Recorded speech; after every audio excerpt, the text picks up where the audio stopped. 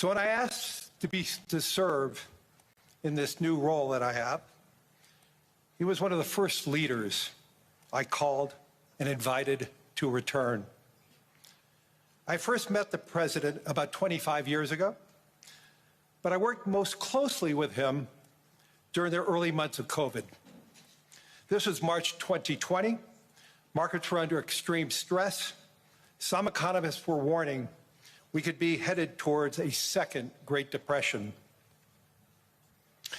What stood out to me during the extraordinary period was the president's willingness to bring together people from governments, from business, across institutions, across perspective, to think differently, and importantly, to act decisively. That instinct to act, especially in pivotal moments, is one reason I think he values the World Economic Forum. It is a unique institution that brings together the largest combination of government officials, business leaders, technology leaders, civil society and NGO leaders, anywhere in the world for a genuine dialogue. And particularly, importantly, this year. Thankfully, this group is meeting under better economic circumstances than during the pandemic. But once again, we're facing very serious different economic conditions around the world. One of the central challenges that is impacting me is how capitalism can benefit more, and how can we broaden our global economy for greater and greater participation. That is a question where the president has shown real leadership through investing in infrastructure, reducing barriers to growth, and initiatives like the Trump account, designed to give more Americans a direct stake in the growth of the U.S. economy. As he enters the second year of his second term, we are interested in hearing his plans for 2026 and beyond, and will no doubt create more and more conversation. And that's what the forum is about, a serious conversation in the spirit of dialogue. Discussions where the world is headed, where are we going? And these discussions would be incomplete without the President of the United States, the most important leader in the world. We appreciate him here, so let me introduce and welcome back to Davos the President of the United States, Donald J. Trump.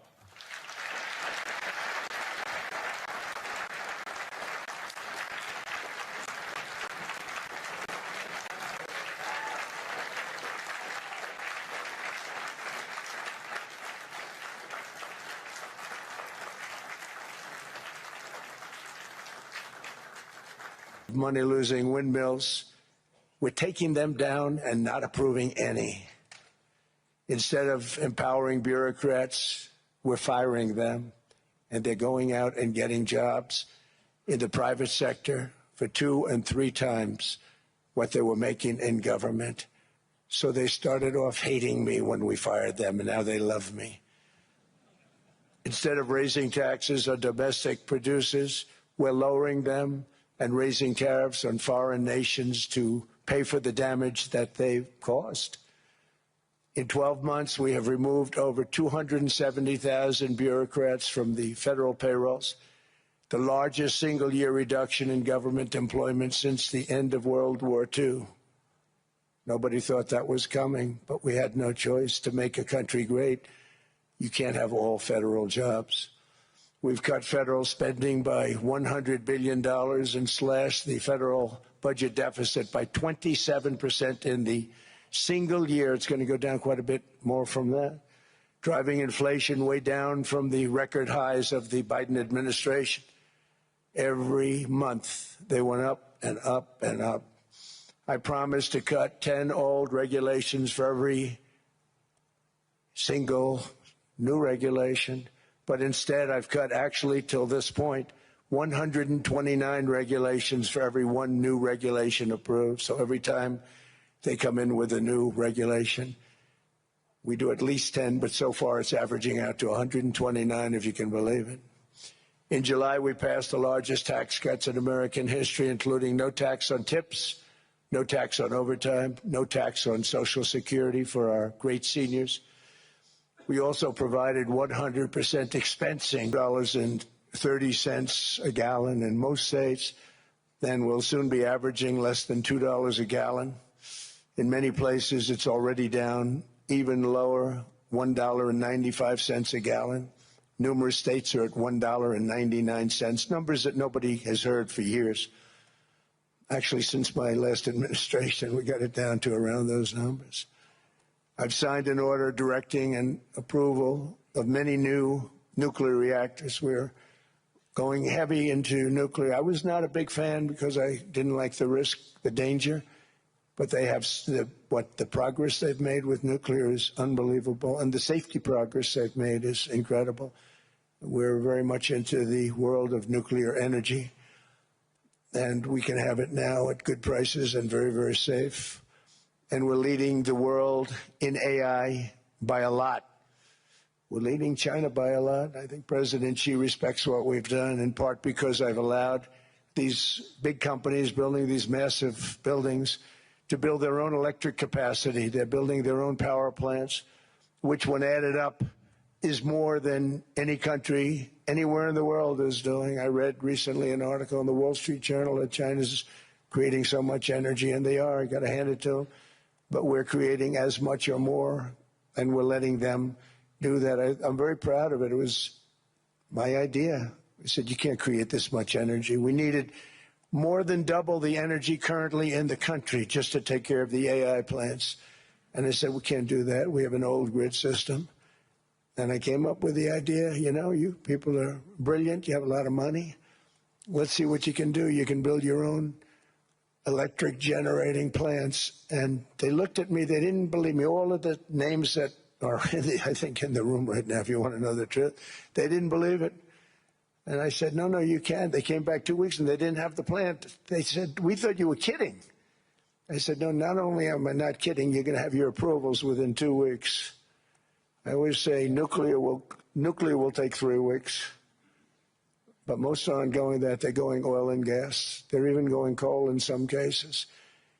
Because of my landslide election victory, the United States avoided the catastrophic energy collapse which befell every European nation that pursued the Green New Scam, perhaps the greatest hoax in history. The Green New Scam, windmills all over the place, destroy your land, destroy your land. Every time that goes around, you lose $1,000. You're supposed to make money with energy, not lose money. Here in Europe, we've seen the fate that the radical left tried to impose on America. They tried very hard. Germany now generates 22% less electricity than it did in 2017. And it's not the current chancellor's fault. He's solving the problem. He's going to do a great job.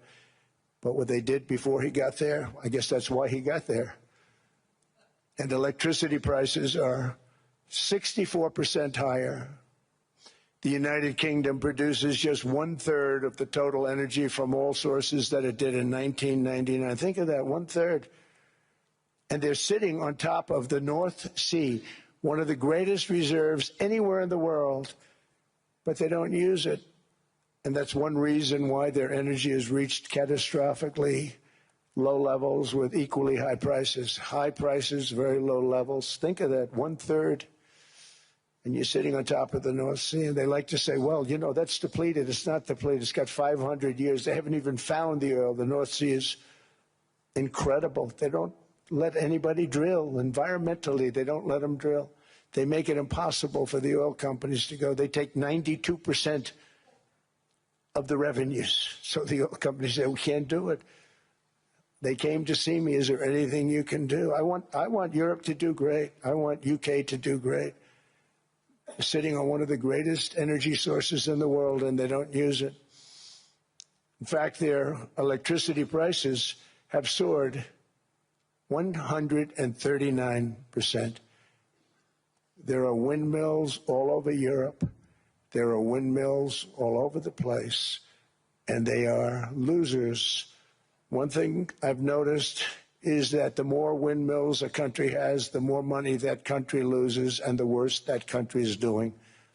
China makes almost all of the windmills, and yet I haven't been able to find any wind farms in China. Did you ever think of that? It's a good way of looking at it. They're smart. China's very smart. They make them, they sell them for a fortune. They sell them to the stupid people that buy them, but they don't use them themselves. They put up a couple of big wind farms, but they don't use them. They just put them up to show people what they could look like. They don't spin. They don't do anything. They use a thing called coal, mostly. But China goes with the coal. They go with oil and gas. They're starting to look at nuclear a little bit. And they're doing just fine. They make a fortune selling the windmills, though, and I think really that's one that they wouldn't be surprised if it stopped. They are shocked that it continues to go. They're very friendly with me. They're shocked that people continue to buy those damn things. They killed the birds. They ruin your landscapes. Other than that, I think they're fabulous, by the way. Stupid people buy them. The consequences of such destructive policies have been stark, including lower economic growth, lower standards of living, lower birth rates, more socially disruptive migration, more vulnerability to hostile foreign adversaries, and much, much smaller militaries. The United States cares greatly about the people of Europe. We really do. I mean, look, I am derived from Europe. Scotland and Germany, 100% Scotland, my mother, 100% German, my father. And we believe deeply in the bonds we share with Europe as a civilization. I want to see it do great. That's why issues like energy, trade, immigration, and economic growth must be central concerns to anyone who wants to see a strong and united West, because Europe and those countries have to do their thing. They have to get out of the culture that they've created over the last 10 years. It's horrible what they're doing to themselves. They're destroying themselves. These beautiful, beautiful places. We want strong allies, not seriously weakened ones. We want Europe to be strong. Ultimately, these are matters of national security, and perhaps no current issue makes the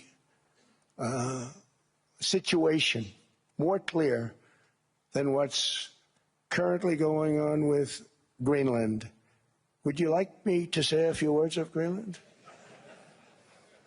I was going to leave it out of the speech, but I think I would have been reviewed very negatively. I have tremendous respect for both the people of Greenland and the people of Denmark, tremendous respect. But every NATO ally has an obligation to be able to defend their own territory. And the fact is, no nation or group of nations is in any position to be able to secure Greenland other than the United States. We're a great power, much greater than people even understand. I think they found that out 2 weeks ago in Venezuela. We saw this in World War II, when Denmark fell to Germany after just 6 hours of fighting and was totally unable to defend either itself or Greenland. So the United States was then compelled, we did it, we felt an obligation to do it, to send our own forces to hold the Greenland territory, and hold it we did at great cost. And they're stronger for it, and they have an excellent, by the way, Secretary General, who's possibly in the room. Mark, are you here? Yes, he's here. Hello, Mark. We never asked for anything, and we never got anything. We probably won't get anything unless I decide to use excessive strength and force where we would be, frankly, unstoppable. But I won't do that. Okay? Now everyone's saying, oh, good. That's probably the biggest statement I made, because people thought I would use force. I don't have to use force. I don't want to use force. I won't use force. All the United States is asking for is a place called Greenland, where we already had it as a trustee, but respectfully returned it back to Denmark not long ago after we defeated the Germans, the Japanese, the Italians, and others in World War II. We gave it back to them. We were a powerful force then, but we are a much more powerful force now. After I rebuilt the military in my first term and continue to do so today, we have a budget of $1.5 trillion. We're bringing back battleships. The battleship is 100 times more powerful than the great battleships you saw in World War II, those great, big, gorgeous ships, the Missouri, the Iowa, the Alabama. Because I thought maybe we could take them out of mothballs. They said, no, sir, these ships are 100, think of that, 100 times more powerful than those big, magnificent pieces of art that you saw so many times ago, that you still see on television. You say, wow, what a force. That's our technology, that's our stuff. But they had a lot of courage, and they were good fighters, and they did a good job, and we wiped out the Iran nuclear threat like nobody can believe. Nobody's ever seen anything like it. That, Venezuela, taking down Soleimani, wiping out al-Baghdadi when he tried to reinstitute ISIS. We did a lot. I did a lot of big things, all perfectly executed. Everyone was perfectly executed. Somebody told me that, a military expert told me, sir, everything you've done has been perfectly executed. I said, I know. So other presidents have spent, whether foolishly or not, trillions and trillions of dollars on NATO and gotten absolutely nothing in return. We've never asked for anything. It's always a one-way street. Now they want us to help them with Ukraine. And let me say, we're going to. I'm really helping, not even them. I want to see, last week, if you saw, it was 10,000 soldiers, but last month it was 31,000 soldiers died. 31,000.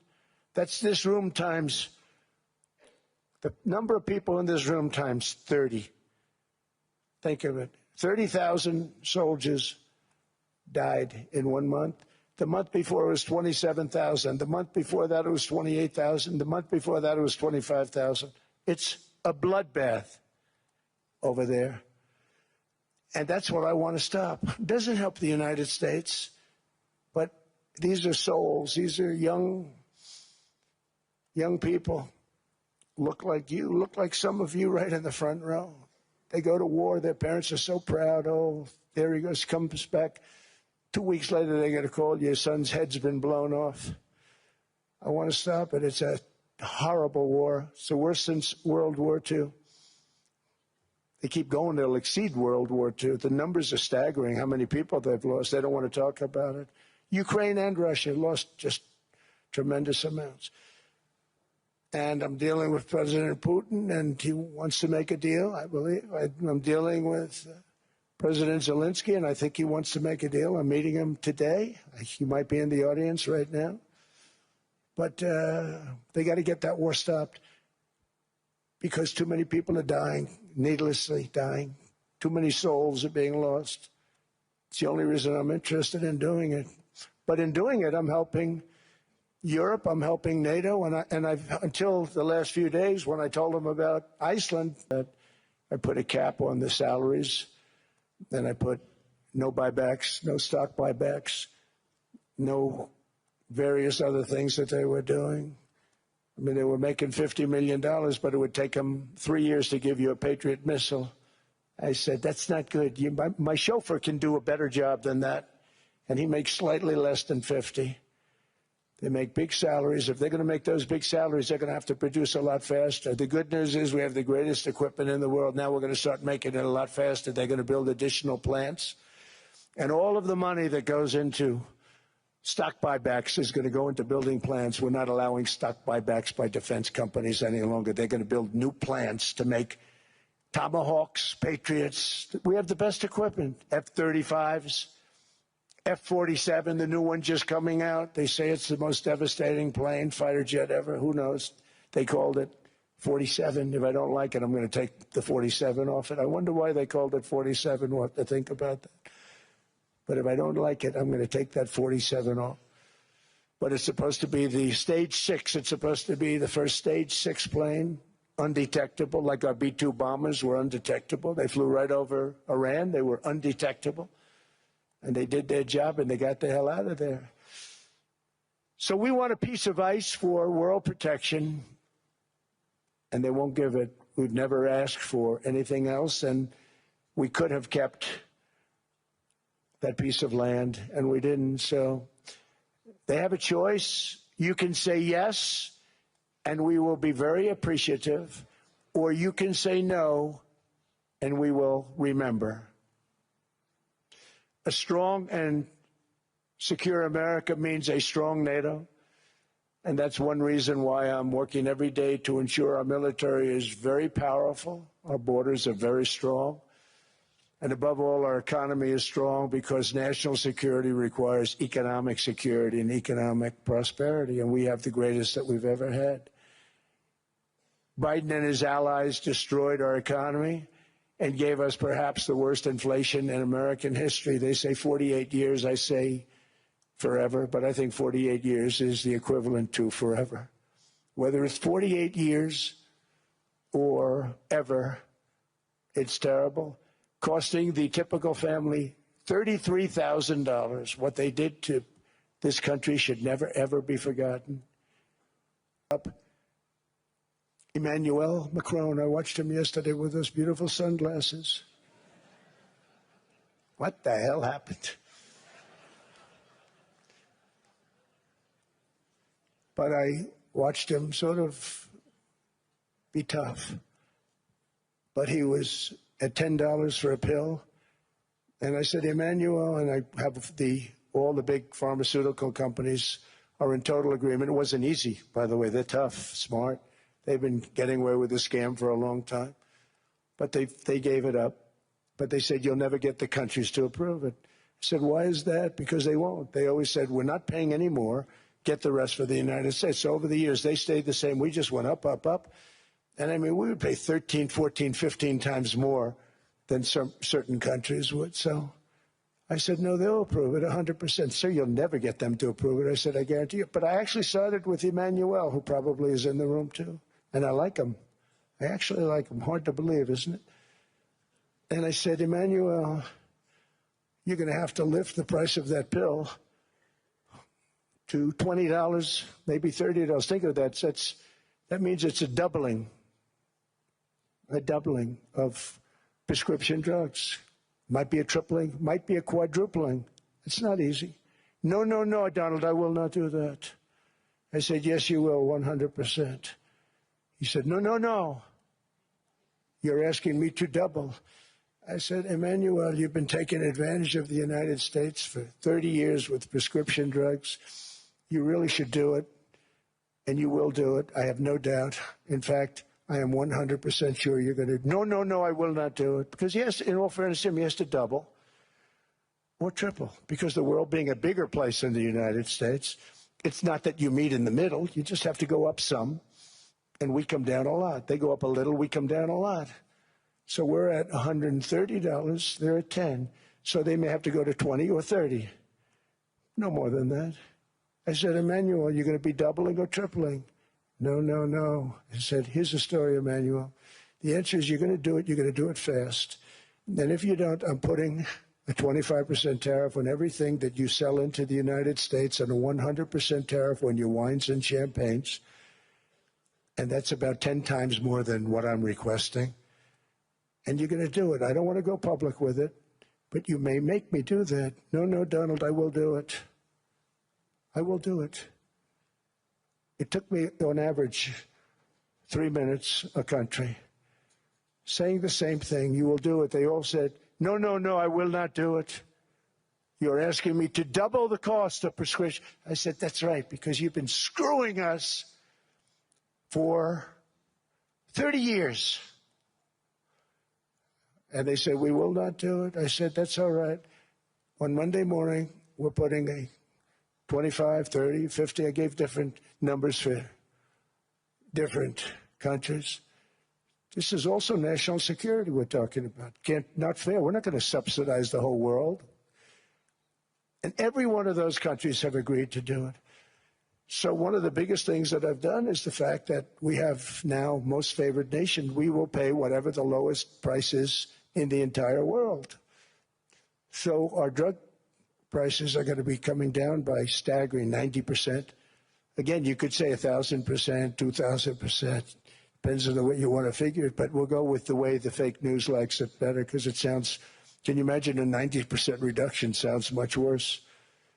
But drug prices are going to be coming down tremendously in all the nations, and I appreciate them doing it, but they did it, in all fairness, without tariffs. I wouldn't have been able to get it done. After declining $3,000 under Biden, real incomes are up in the United States by $2,000, $3,000, and even $5,000 and more. Home ownership has always been a symbol of health and vigor of American society, but that goal fell out of reach for millions and millions of people in the Biden era because interest rates went up so high. Today, I'm taking action to bring back this bedrock of the American dream. In recent years, Wall Street giants and institutional investment firms, many of you are here, many of you are good friends of mine, many of you are supporters. Sorry to do this to you, I'm so sorry. But you've driven up housing prices by purchasing hundreds of thousands of single-family homes, and it's been a great investment for them. Often as much as 10% of houses on the market. You know, the crazy thing is a person can't get depreciation on a house, but when a corporation buys it, they get depreciation. Okay, that's something we're going to have to think about, too. I don't know if too many people think about that. You buy a corporation, they buy 500 houses. They buy hundreds of thousands. They buy 500 houses. They can take depreciation.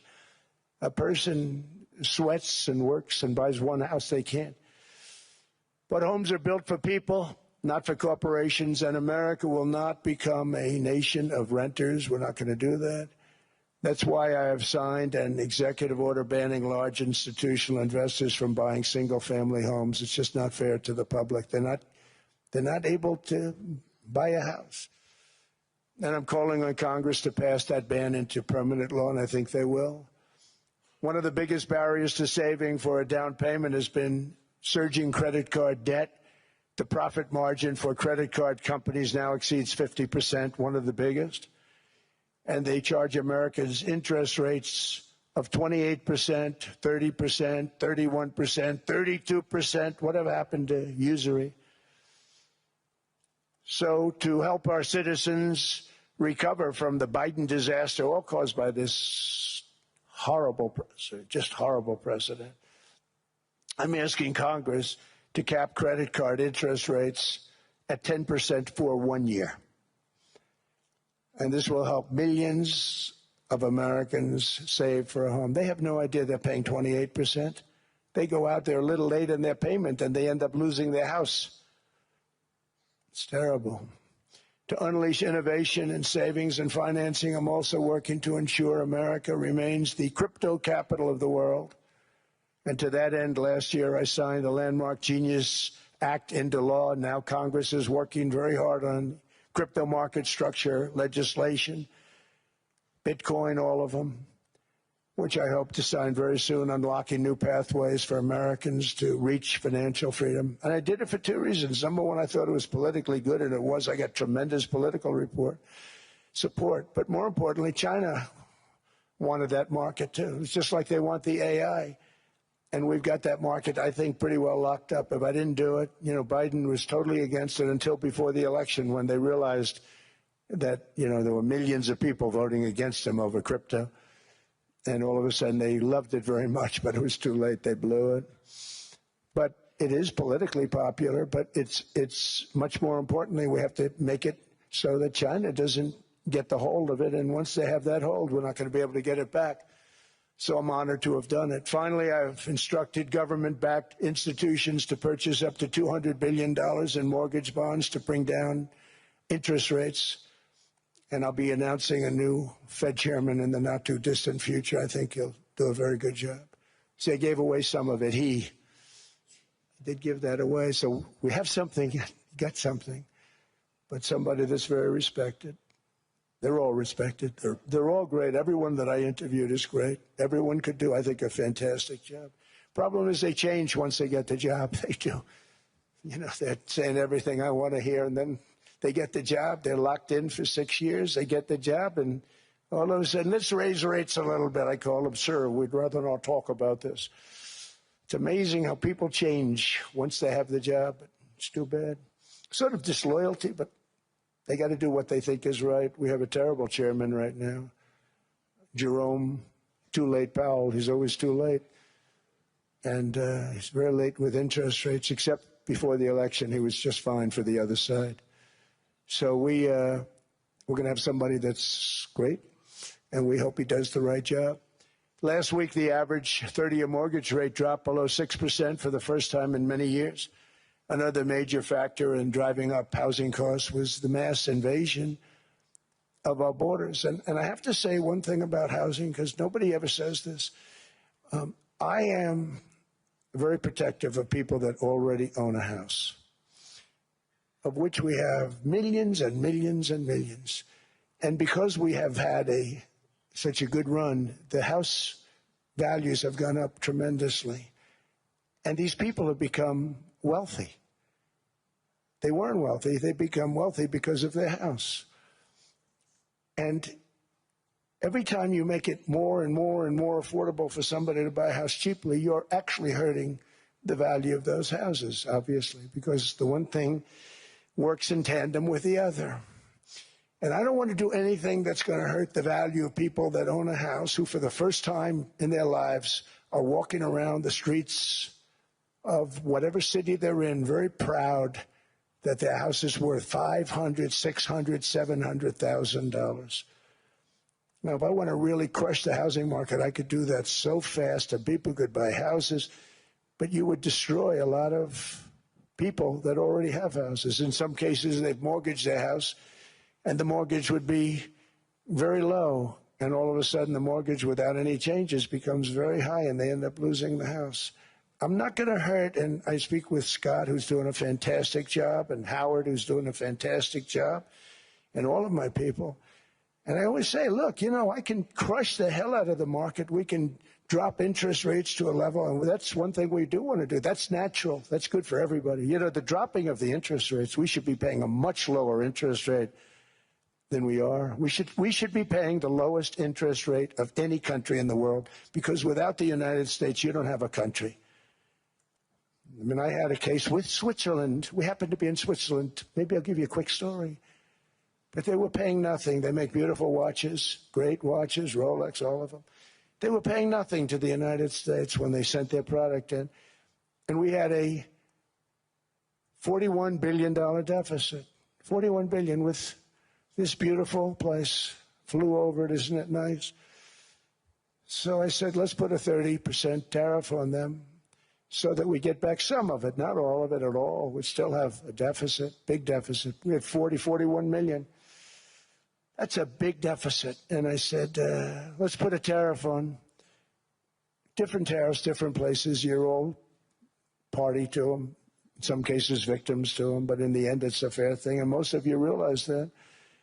But we put a 30% tariff on Switzerland, and all hell broke loose. They were calling, I mean, like you wouldn't believe. And I know so many people from Switzerland, incredible place, incredible, brilliant place. But I didn't realize that they're only good because of us. And there's so many other examples. I mean, us, probably other places, but a majority of the money they make is because of us, because we never charged them anything. So they come in, they sell their watches, no tariffs, no nothing. They walk away, they make $41 billion on just us. So I said, no, we can't do that. So I'm going to bring it up. I still would have a deficit pretty substantial, but I brought it up to 30%. And I guess Prime Minister, I don't think President, I think Prime Minister called a woman, and she was very repetitive.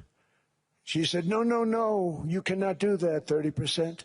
You cannot do that. We are a small, small country. I said, yeah, but you have a big, big deficit. You may be small, but you have a bigger deficit than big countries. He said, no, no, no, please, you cannot do it. Kept saying the same thing over and over. We are a small country. I said, but you're a big country in terms of, and she just rubbed me the wrong way, I'll be honest with you. And I said, all right, thank you, ma'am, appreciate it. Do not do this. Thank you very much, ma'am. And I made it 39%. And then all hell really broke out. And I was paid visits by everybody. Rolex came to see me. They all came to see me. But I realized, and I reduced it, because I don't want to hurt people. I don't want to hurt them. And we brought it down to a, lower level. Doesn't mean it's not going up, but we brought it down to a lower level. But they pay now, tariff. But I realized that we have many places like that where they're making a fortune because of the United States. Without the United States, they wouldn't be making anything. Think of it. Switzerland made $41 billion on us. And as she said, it's a small place. And I realized with that, I don't know, it was so, because she was so aggressive. And I realized in that conversation that the United States is keeping the whole world afloat. Many places, I could give you 6, 7 places just in the people in this little area. I know every one of them. They're looking down. They don't want to see me, and they don't want to stare me in the eyes. But they're taking advantage of, everybody took advantage of the United States. But I've been very fair, and I gave them a tariff, and it was fine. But I realized that without us, it's not Switzerland anymore. Without us, it's not any of the countries that are represented here. And we want to work with the countries. We want to work with them. We're not looking to destroy them. I could have said 39, 40%. I could have said I want a 70% tariff, then we make money with Switzerland. But Switzerland would have been probably destroyed, financially destroyed. I don't want to do that. But we should be paying the lowest interest rate of everybody. I hope Scott's listening to this, because we should be paying the lowest interest rate of everybody. Without us, most of the countries don't even work. And then you have the protection factor. Without our military, which is the greatest in the world by far, without our military, you have threats that you wouldn't believe. You wouldn't believe. You don't have threats because of us, and that's because of NATO. One other thing, and I have to say it so importantly, in the old days, and I used to say I'm the youngest in the room. Now I'm among the older. I hate to say it. I don't feel old, but I'm among the older. But I remember not long ago, 20, 25 years ago, said we could do 25%. When we announced good numbers, and the reason is they're so petrified of inflation. And growth doesn't mean inflation. We've had tremendous growth with very low inflation. In fact, growth can fight inflation, proper growth. So we want to get back to the days when we announce great numbers, because we're going to be announcing phenomenal. You know, all these factories that are being built at record, thousands of businesses are being built right now. Remember, $18 trillion is invested. I think the second number is 3, and that was China many years ago. Investments in the country from outside. 18 trillion, nobody's ever seen. And that's money coming in and building things, factories. Thousands of businesses are being built, thousands. Hundreds of big factories, car plants are moving back to the United States. They're coming in from Canada, they're coming in from Mexico, from Japan. Japan's coming in and building plants here in order to avoid tariffs. They're coming in from China, they're coming in from all over the world. We have more plants being built now, car plants, than we've ever had built, even in the heyday from the 1940s and 50s. And they're bigger. They don't use renovations anymore where they take an old plant, they rip it down, they build a brand new plant, super modern plant. But it's happening at levels that nobody's ever seen. In 2024, the U.S. built less than 2 million new homes, but Biden admitted more than 8 million new migrants. And those days are over. In 2025, for the first time in 50 years, the United States had reverse migration. Boy, that was nice. And these were criminals that were being taken out of our country because they allowed people to come into our country from jails, from gangs, drug dealers, murderers. 11,888 murderers. We've gotten most of them out. And then ICE gets beat up by stupid people from leadership in Minnesota. We actually are helping Minnesota so much, but they don't appreciate it. Most places do. You know, Washington, D.C. is the safest place now in the United States. It was a very dangerous place to walk. And now you can walk with your wife, your kids, right through the middle of the city. Right now, Washington, D.C. is as safe as it gets. It was one of the most unsafe, I had to admit. We sent in the military, the National Guard. Within 2 months, it was great. Within 3 months, it's like a really great place and a safe place and a beautiful place. It's even been cleaned up. The graffiti's gone. The fences are gone. We don't have to worry about fences anymore. All of the places, the grasses are cut and replaced with new grass in many cases. It's all going to happen in the spring. But Washington and D.C. is beautiful again, and it's safe. New restaurants are opening up. They were all closing. Now you can't get into a restaurant. Restaurants in Washington, D.C. are all opening. Memphis also, Memphis, Tennessee, New Orleans, Louisiana. We were there for 3 weeks. We've cut the crime down by 64%. Within another month, we'll have virtually no crime there. We can do that all over. We're going to help the people in California. We want to have no crime. I know Gavin was here. I used to get along so great with Gavin when I was president. Gavin's a good guy. And we're going to, if he needed it, I would do it in a heartbeat. I'd love to see. We did help them a lot in Los Angeles, a lot with the early in my term when they had some problems. But we would love to do it. I will say this, if I were a Democrat governor or whatever, I would call up Trump. I'd say, come on in, make us look good, because we're cutting crime down to nothing. And we're taking people out, career criminals, who are only going to do bad things, and we're bringing them back to their countries. But where we've done it, it's been amazing. And we have a capacity to do it at much greater levels. We're cutting illegal aliens off welfare and other government benefits, and I have directed that starting immediately, there will be no more payments to sanctuary cities, because they are really just sanctuaries for criminals. They're really protecting criminals, and those are the ones we have to get out of the country. Murderers, drug dealers, the mentally insane. They emptied their mental institutions into the United States. And despite that, we have the lowest crime numbers that we've ever had in the history of the country. Just came out. But equally importantly, we're cracking down on more than $19 billion in fraud that was stolen by Somalian bandits. Can you believe that they turned out to be higher IQ than we thought? I always say these are low IQ people. How do they go into Minnesota and steal all that money? And we have, they're pirates. They're good pirates, right? But we shoot them out of the water just like we shoot the drug boats out. They're not pirating too many boats lately, do you notice? When they go out into those boats, they want to take over $1.5 billion tanker loaded up with oil, and they say, we're going to blow up your boat. They have powerful weapons. You hit the side of the boat, you blow the whole thing up. The insurance companies are petrified, so they say, just give them the boat. We'll give them money instead. And I don't do that. We blow them right the hell out of the water. We see them going out, we blow them out of the water. We don't have any pirates so much anymore. If we do, they won't be there long. We've cut down with the hitting of the boats that are loaded up with drugs, including submarines. Can you believe they actually buy small, they call mini subs, very fast. They're meant for drugs.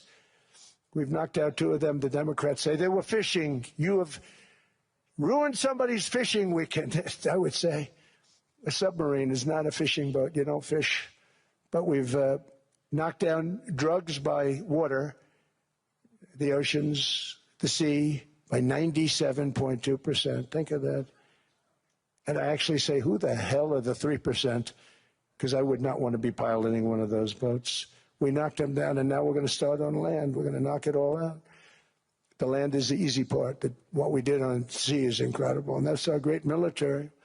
The situation in Minnesota reminds us that the West cannot mass import foreign cultures which have failed to ever build a successful society of their own. I mean, we're taking people from Somalia, and Somalia is a failed, it's not a nation, got no government, got no police, got no military, got no nothing. And then we have this fake congressperson who they just reported is worth $30 million. You believe this? Ilhan Omar, talking about the Constitution that provides me. She comes from a country that's not a country. And she's telling us how to run America. Not going to get away with it much longer, let me tell you. The explosion of prosperity and conclusion and progress that built the West did not come from our tax codes. It ultimately came from our very special culture. This is the precious inheritance that America and Europe have in common. We share it. We share it, but we have to keep it strong. We have to become stronger, more successful, and more prosperous than ever.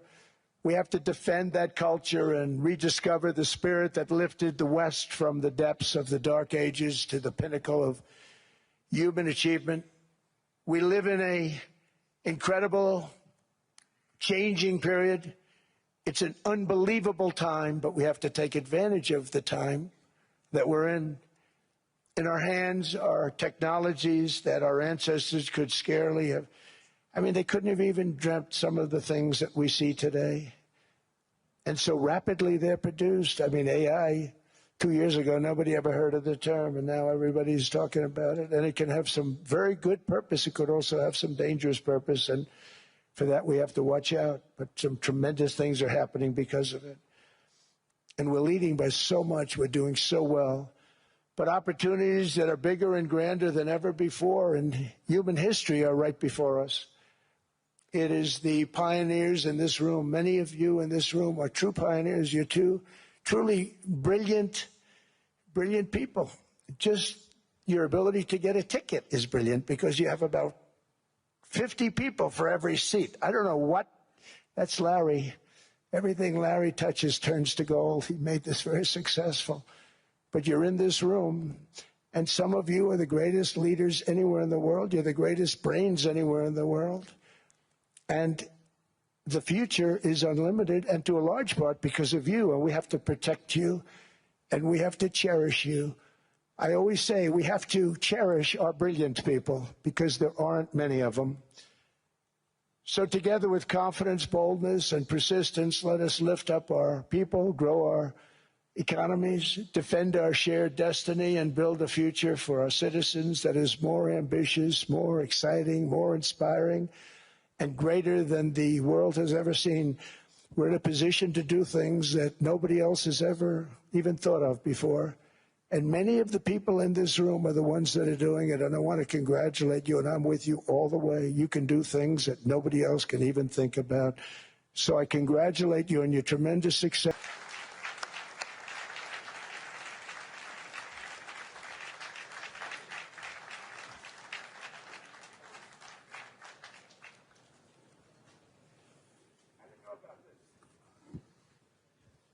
This was supposed to be a nice fire chat, Mr. President. Yes, good. I got set up. No, I did, though. You made the job for the moderator really easy. Thank you, Mr. President, for your speech. I do have a few follow-up questions, if it's okay. Sure. I don't think I should start with Greenland, maybe. I'll start with the economy. The U.S. economy is doing really, really well. But how to sustain this growth moving forward? Because there's always a recession looming around the corner. Well, you know, the one thing about economies and recessions is sometimes you get hit unexpectedly and there's nothing you can do about it. All brilliant people, but there's nothing. One example was COVID. We had an economy going at levels like nobody had ever seen my first 2.5, 3 years. And then I heard the word pandemic, not COVID. They came up with that name over a period of time. We won't get into that. But I heard the word pandemic. And I had a poll come out that was so strong just prior to that. And I was with the two best pollsters, McLaughlin, Fabrizio. And they said, sir, George Washington and Abraham Lincoln, if they came back and ran as president and vice president, they couldn't beat you. And then what happened is the following day, I was told to stay tuned because there's something really bad happening in China. There are bodies laying all over Wuhan, right around that certain building that we talk about. I always said it came from Wuhan. It did come from Wuhan. And they were body bags. We saw it by satellite. And they said, there are strange things happening in China. And so it began. And we ended up with the COVID, and the whole world suffered. We did a phenomenal job. I don't think we got the credit we deserve. We did something that Operation Warp Speed, which some people say was one of the greatest military feats ever. We did a great job. Used our military, used a lot of people. But sometimes you get hit with things, nothing you can do. You get hit with things like that unexpectedly. And we got through it. And when I left, the stock market was higher than it was previous to the COVID coming up. And I called it a great achievement. But things happen. Bad things happen. The things that we can stop are wars if we're smart. That we can stop. Those are a matter of being intelligent and having intelligent people on the other side. Because wars are the worst of all. Wars are worse than anything. But we can stop wars because that's sort of up to us. But things like dust flying in the air, wherever COVID comes from or whatever comes, sometimes you have to be a little bit lucky. But we are poised to have an economy like no other, not only in this country, but anywhere. And you know, when you hear the kind of numbers that I can tell you that Scott Bessent was with me the other day, and he's looking at numbers. He said, I can't. And that's all he's done his whole life, pretty much your whole life. Scott, you weren't going to be a football player, I don't think. Scott was not that great at football, but he was always good at numbers, right? And he was looking at numbers. He said, I've never seen anything like this. We're poised to do things that no other country has ever done. And, you know, luck, I hate to say it, but we need a little luck. We don't want to get hit by something that nobody could have thought. Whoever thought we were going to hit by a pandemic? You know, when I heard the word pandemic, I said, oh, that's an ancient problem. World War I, they lost 100 million people. It actually ended World War I. A lot of people don't know. The Spanish flu in World War I ended the war because all the soldiers were sick. The soldiers were so sick on both sides, and that war was raging, and they were all dying from the Spanish flu. They were sick as dogs. They couldn't fight. So, you know, you don't know how that would have turned out. But so we do, I mean, subject to that, and I always have to put a caveat in for it, but we're poised to have the greatest growth of any large country, I think any country that there's been. When you look at what's happening in the United States, it's really amazing. Thank you. One thing that maybe keeps you up at night, I know you don't sleep that much anyway, Mr. President, is the debt. The U.S. debt is high, is now the biggest expenditure on your budget. How to get out of that impasse? Well, the big thing is growth. I mean, growth is the way. If we grow like this, we go from having at $36, $37 trillion. We go from having high debt to low debt. But we also are cutting expenses, you know, the old-fashioned way. We have extraordinary growth. I think we're going to be growing our way out. I think we're going to be paying off debt. We're taking in tremendous money from tariffs fairly. And again, I'm using them judiciously. You know, Switzerland's a case study. I could have gotten much more. I could have asked for much more. But we're using them judiciously. But I think growth, most importantly, and then cutting costs. Now, if you take a look at Minnesota, $19 billion in fraud and other things. People going to airports, they came into the country, they don't have 10 cents, and they're leaving with hundreds of thousands of cash in their bags. When we get to that, and our DOJ, Pam, and Todd, and all the people that work over there, and all of the people that work in here, I can tell you, Scott Bessent is working on that. It's a priority, right? You have your whole team. We're in there looking for where this money is coming from, how much it is. It could be more than $19 billion. Can you believe that? That's just one state. If we were able to cut out 50% of the fraud, 50%, and we should be able to do better than that, we would have a balanced budget without having to talk about even growth. So we have a lot of options, but we're working very hard on that. That's a big deal. It's not just the protests, the fake protests done by agitators and, you know, professional insurrectionists. That's what they are. They're professional troublemakers. But we are looking very strong at the money, too, in Minnesota and other places. I think, Mr. President, also the $500 billion invested in artificial intelligence and the frontier technologies last year also were driving growth exponentially in the U.S. Well, AI has been a big factor. AI is massive. I mean, Mark Zuckerberg showed me a plant where he put it over a map of Manhattan, and it was basically the size of Manhattan. This is not, I said, you got to be kidding. It's a plant that was miles long, miles wide, very high. I don't think it was high like the Empire State Building, but it was high. And it literally covered most of the island of Manhattan.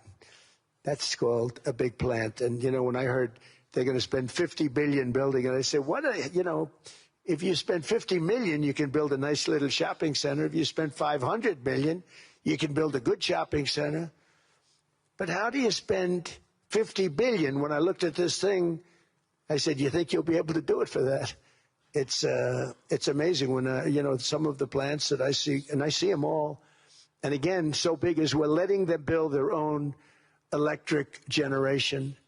This way we have no problem, and otherwise they'd be complaining. There'd be nobody able to, you know, we have an old grid system.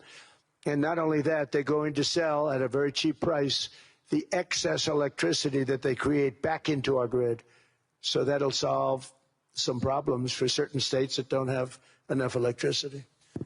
We also know that on the AI there is fierce competition between the US as the largest economy in the world, 27% of the global GDP and 5% of the global population, not doing that badly, and China. And we know that that competition is very tough on AI. I know you're heading to a state visit to China in April. How do you see the US-China relationship moving forward? Are you able to combine this tough competition with also collaboration? So I've always had a very good relationship with President Xi and with President Putin. Talk about, you know, the larger powers. But I've always had a very good relationship with President Xi of China. He's an incredible man. What he's done is amazing. He's highly respected by everybody. And I do now. I mean, now I have good. It was very severely interrupted by COVID. I used to call it the China virus, but he said, do you think you could use a different name? And I decided to do that because why should we have a problem over that? But I would do that, and they were. You're a true diplomat, huh? I became a diplomat for the first time. Well, you know who taught me that? Marco Rubio. He said, let me teach you about diplomacy.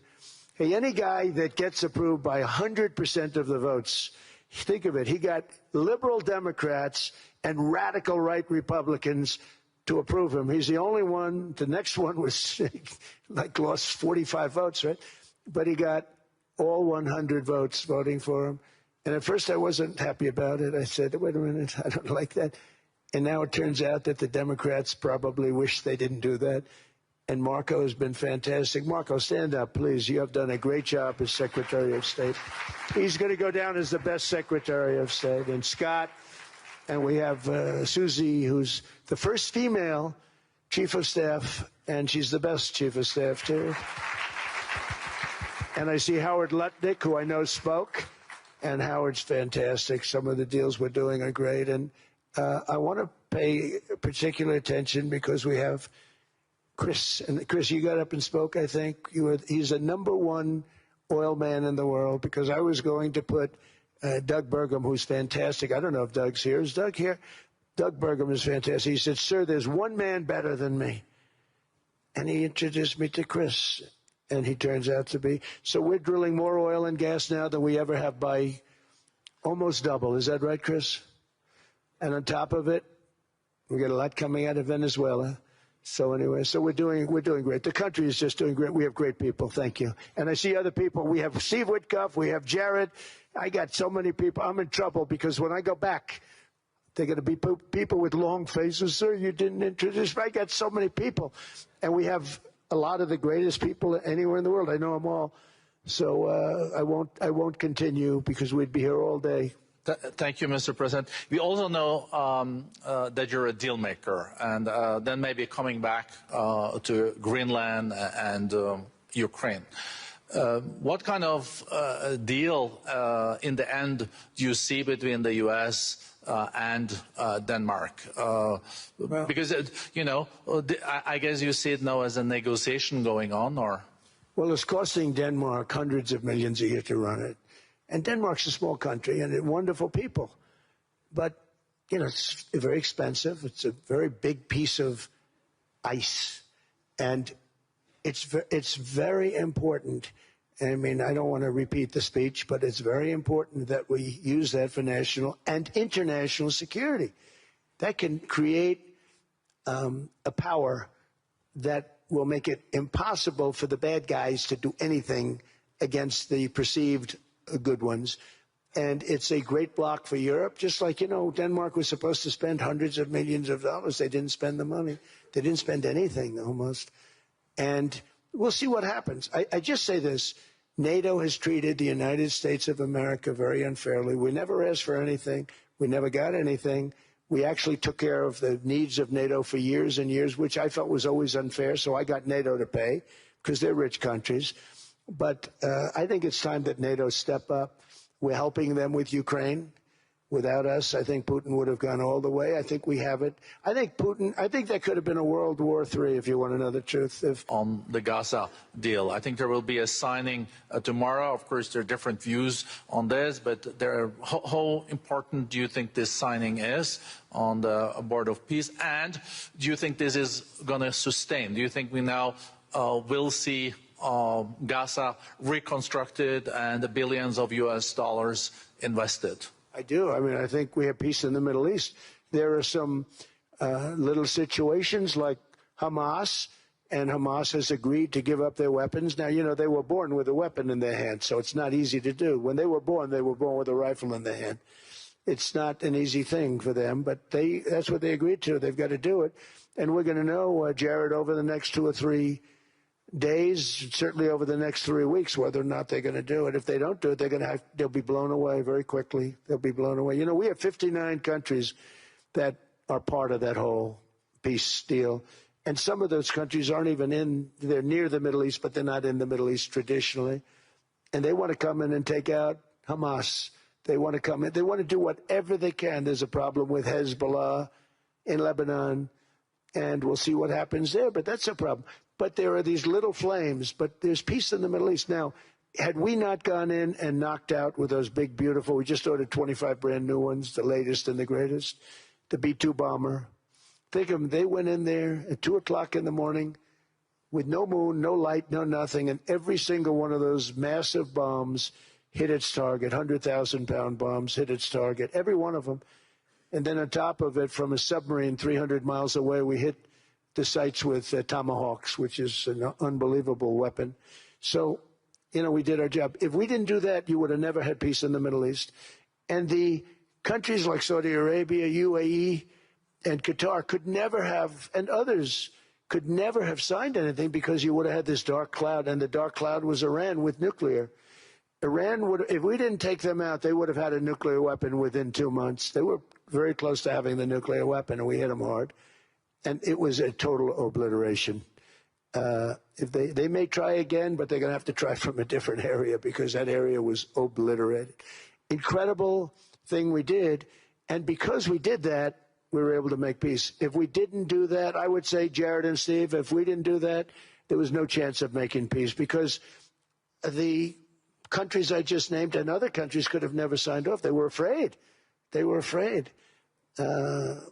We had a bully. The bully was Iran, the bully of the Middle East. They used to call it for years. They were the bully of the Middle East. They're not the bully of the Middle East anymore. Mr. President, I know you even had to change a plane last night, so I guess you didn't have much sleep, but I think you're... but your energy is still there. I know you have several bilateral meetings. I know you're also hosting a reception. So thank you so much for coming back to Davos. Thank you so much. It's highly appreciated. Well, thank you very much. Thank you, everybody, very much. Thank you. Thank you.